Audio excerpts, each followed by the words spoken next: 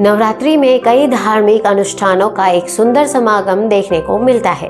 नवरात्रि की पूजा कई मायनों में काफ़ी खास होती है। इसमें किए जाने वाले हर कार्य, हर दिन का अपना महत्व होता है।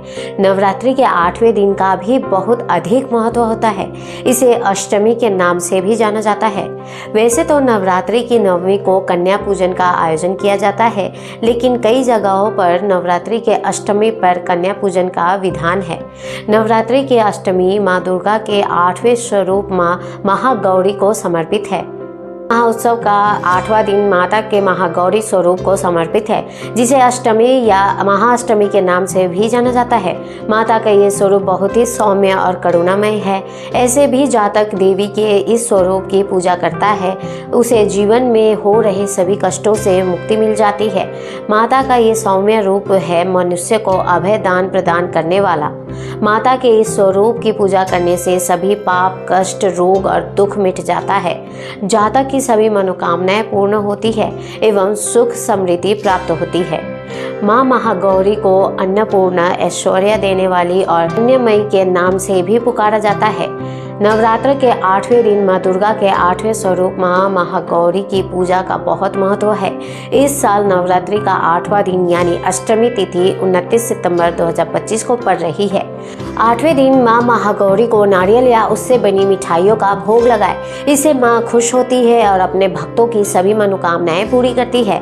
ऐसे में आप माता के लिए घर पर नारियल के लड्डू बना सकते हैं। नारियल के लड्डू बनाने के लिए कसे हुए नारियल गोले को हल्की आंच पर एक कढ़ाई में भून ले। इसके बाद इसे दूध और खोए मिलाकर फिर से अच्छे से भून ले। फिर ठंडा होने पर लड्डू बना ले और माता को भोग चढ़ा दे। अष्टमी के दिन सर्वप्रथम सुबह नित्य कर्मों से निवृत्त होकर स्नान करके स्वच्छ वस्त्र धारण करे। चौकी को साफ करके वहां गंगा जल का छिड़काव करे। चौकी पर अपने एक दिन पहले जो पुष्प चढ़ाए थे उन्हें हटा दे। चूँकि चौकी की स्थापना प्रथम दिन ही की जाती है, इसलिए पूजन स्थल पर विसर्जन से पहले झाड़ू ना लगाए। इसके बाद आप पूजन स्थल पर आसन ग्रहण कर ले। अब माता की आराधना शुरू करें। सबसे पहले दीपक प्रज्वलित करें। माँ महागौरी जी के आह्वान के बाद माता को नमन करके मंत्रों का उच्चारण करें। सबसे पहले गणेश जी और देवी माँ को कुमकुम का तिलक लगाए। साथ ही कलश, घट, चौकी को भी हल्दी कुमकुम अक्षत से तिलक करके नमन करें। इसके बाद धूप सुगंधित जलाकर माता को फूल माला अर्पित करें। माता के महागौरी स्वरूप को सफ़ेद रंग अप्रिय है, इसीलिए उन्हें सफ़ेद कनेर के पुष्प अर्पित करें। पुष्प माला पहनाएं और संभव हो पाए तो सफ़ेद रंग के वस्त्र भी अर्पित करें। माता को धूप दे। इसके बाद इस धूप को पूरे घर में दिखाएं। कई साधक केवल अष्टमी या नवमी पर हवन करते हैं, वहीं कई साधक इस विधि से धूप जलाकर पूरे 9 दिनों तक साधना करते हैं। आप अपने घर की परंपरा या अपनी इच्छा के अनुसार ये क्रिया कर सकते हैं।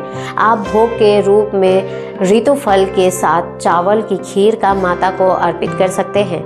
फिर आप दुर्गा सप्तशती का पाठ पढ़ें। पौराणिक कथाओं के अनुसार भगवान शिव को पति के रूप में पाने के लिए माँ पार्वती ने कठिन तपस्या की थी।